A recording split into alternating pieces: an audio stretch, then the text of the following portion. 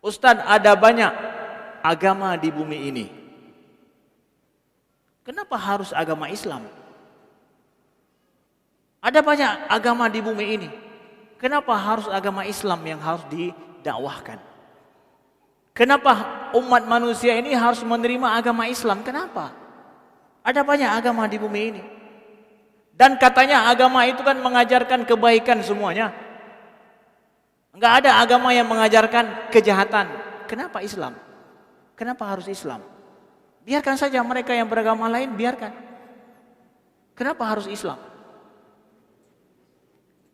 Saudaraku yang dimuliakan Allah, makin berat pertanyaan lagi-laginya. Tapi ini pertanyaan yang ditanyakan menjadi pemikiran orang. Dan kalau kita enggak menjawab, berarti kita tidak menyatakan bahwa Islam agama kita adalah agama yang baik, yang benar bagi manusia. Kalau kita mengiyakan, iya, semua agama benar adanya dan Islam juga begitu, ya sudah, berhentilah kita di situ. Apa juga istimewanya Islam? Man berat bud, berat bud, saudaraku yang dimuliakan Allah. Nah, baik, yang pertama ingin kami jawab musta'inan billahi ta'ala. Saudaraku yang dimuliakan Allah, Islam kita yakini, kami orang Muslim meyakini bahwa sesungguhnya Islam itu adalah, kalau orang bilang bahwa the way of life, jalan kehidupan. Kalau kami mengatakan, saya pribadi berpendapat Islam bukan the way of life, tapi yang benar adalah the best way of life, adalah jalan terbaik untuk kehidupan. Kalau jalan kehidupan, Anda bisa cari yang lain. Tapi kalau the best, gak ada yang lain. Ini yang terbaik. Kami meyakini bahwa Islam itu adalah jalan yang terbaik bagi kehidupan. Saya ingin jawab sesuai dengan konteks hari ini. Kenapa harus Islam? Pertama adalah, kalau Islam ini adalah jalan terbaik bagi kehidupan, maka itu mesti sudah diuji dulu dalam sejarah. Mesti ada ujian dalam sejarah. Mesti diuji dulu. Betulkah mampu Islam yang dibawakan oleh Nabi Muhammad sallallahu alaihi wasallam dengan Al-Qur'an yang ada sebagai kitab suci satu-satunya dalam agama Islam, ya, itu mampu untuk memberi pengaruh baik bagi manusia atau tidak? Ini kita ngomong bagi orang yang enggak percaya sama Islam nih. Enggak ngomong dengan orang Islam. Nah, betul tidak kalau dikatakan ini the best way of life, bahwa Islam itu adalah jalan terbaik bagi hidup manusia, maka dia harus diuji dulu, jangan asal ngomong. Betul. Kami mengatakan kami enggak asal ngomong. Allah mewahyukan Islam ini kepada Nabi Muhammad, diwahyukan Al-Qur'an, lalu Al-Qur'an ini disebarkan dan ajarannya diamalkan oleh Nabi Muhammad dan disebarkan kepada umat manusia pada masa beliau hidup. Adakah memberikan pengaruh terbaik bagi mereka pada saat itu atau tidak? Adakah Islam ini dalam sejarah membuat perubahan yang lebih baik bagi umat manusia atau tidak? Jawabannya iya. Sejarah telah membuktikan bahwa Islam telah memberikan pengaruh dan membuat perubahan di alam ini dalam masa yang sangat cepat. Dan perubahan umat manusia itu adalah ke arah yang lebih baik. Enggak cuma asal berubah saja, enggak. Tapi ke arah yang lebih baik betul adanya. Nabi Muhammad SAW mengamalkan Islam bersama dengan para sahabat, tabi'in dan tabi'in dan orang setelah itu, akhirnya membuat perubahan yang signifikan di alam ini. Sehingga seorang sejarawan Inggris abad 20 yang bernama Thomas Walker Arnold karang sebuah buku bernama Preaching of Islam, atau dakwah Islam artinya, ya. Dia jelaskan bahwa belum ada agama yang begitu cepat menyebar seperti menyebarnya agama Islam dengan cara yang lebih baik, dengan cara yang terbaik dan sangat manusiawi sekali dalam sejarah manusia. Tidak ada toleransi, ini Arnold bilang, tidak ada toleransi di dalam agama seperti toleransi dalam agama Islam. Dalam bahasa dia, toleran.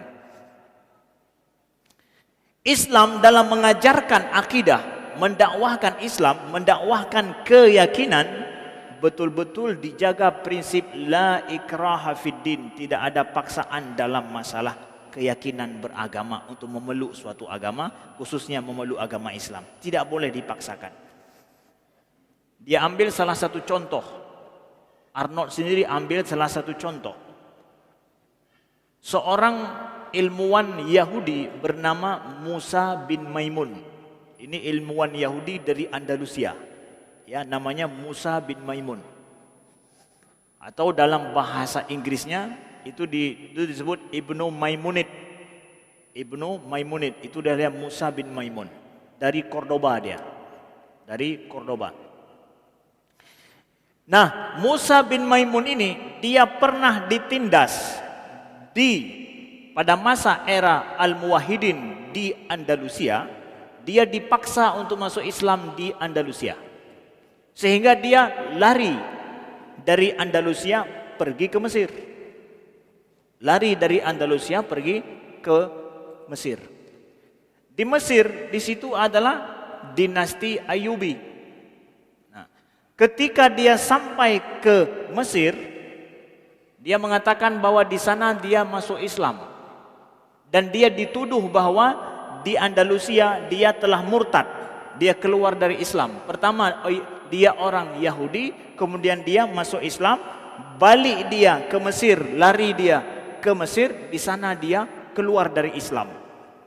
Maka dia dituduh sebagai murtad oleh qadhi di Andalusia. Maka kalau begitu, kalau murtad diminta untuk bertaubat. Kalau enggak mau bertaubat, maka dia bisa berbahaya dengan nyawanya. Qadhi yang kemudian menghakimi dia di Mesir memutuskan bahwa dia tidak murtad. Kenapa? Karena dia di Andalusia dipaksa untuk masuk Islam. Maka Islamnya memang sebenarnya dia tidak ada. Karena Islam tidak boleh dipaksakan. Maka dia masuk Islam di Andalusia karena dipaksa oleh rezim di situ. Dia harus masuk Islam demi nyawanya. Kemudian akhirnya pergi ke Mesir. Dia katakan dirinya kembali bahwa saya orang Yahudi. Saya bukan orang Islam.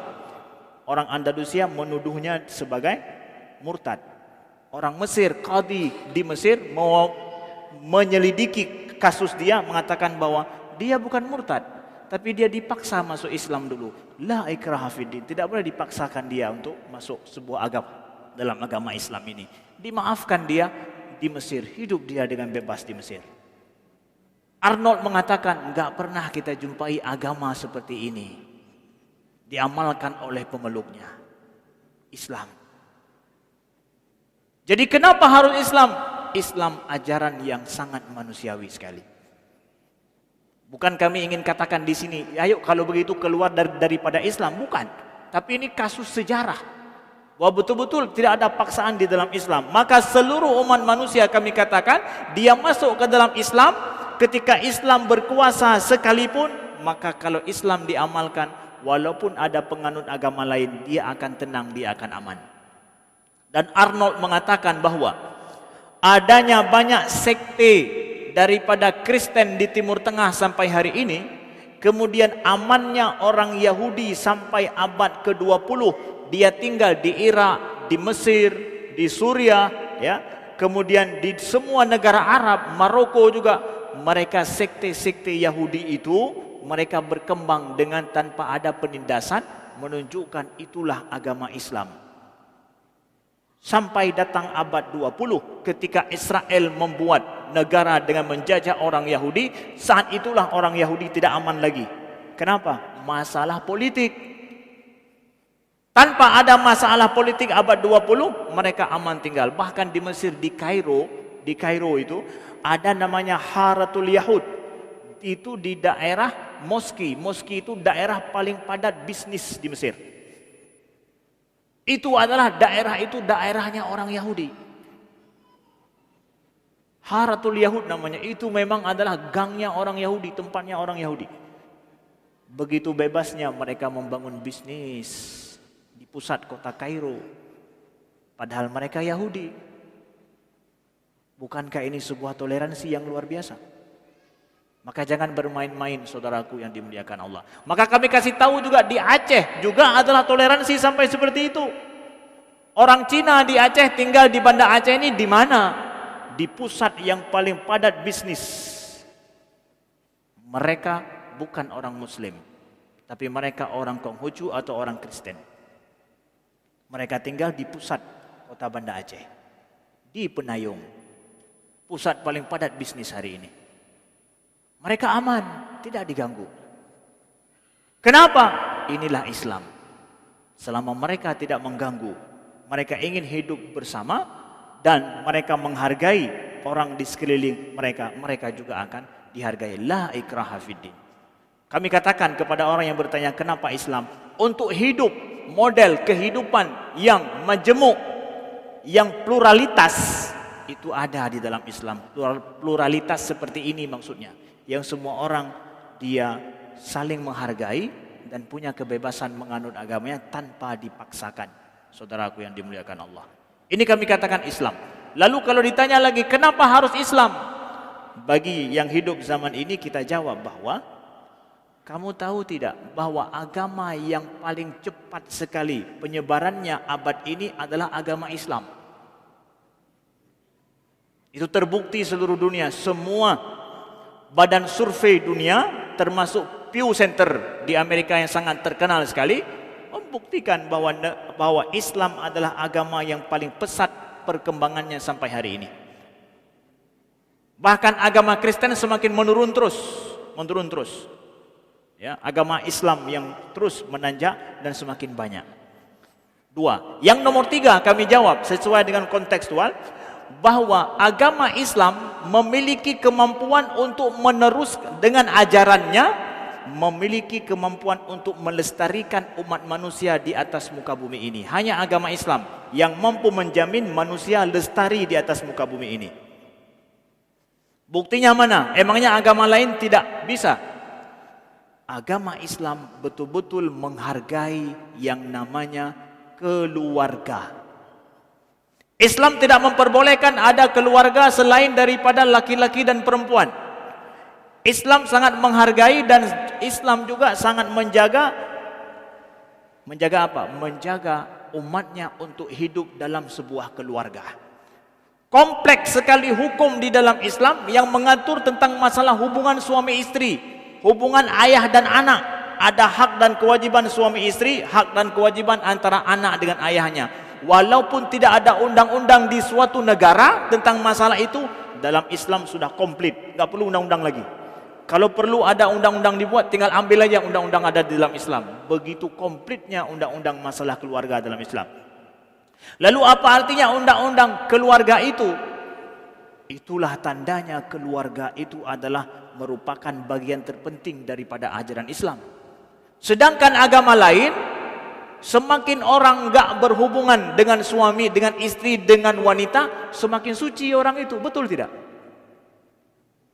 Bahkan dalam agama lain dianggap manusia suci ketika dia tidak kawin. Enggak kawin itu manusia suci. Enggak dekat dengan wanita itu manusia suci. Islam enggak begitu. Makanya di antara hikmah Rasulullah diizinkan oleh Allah menikah lebih daripada 4. Ini dia. Manusia yang paling suci bahkan memiliki lebih daripada 4 orang istri. Bukan yang cantik-cantik, bukan yang perawan-perawan. Semua mereka adalah siapa? Istri yang dinikahi Nabi telah punya suami semuanya. Untuk apa? Menghargai wanita. Sedangkan dalam agama lain, kalau bahkan ada wanita dicukur rambutnya untuk menjadi seorang yang suci, hidup tanpa ada suami, menyendiri di gunung-gunung, di kuil-kuil. Kami mengatakan ini akan membuat manusia punah kalau seperti ini.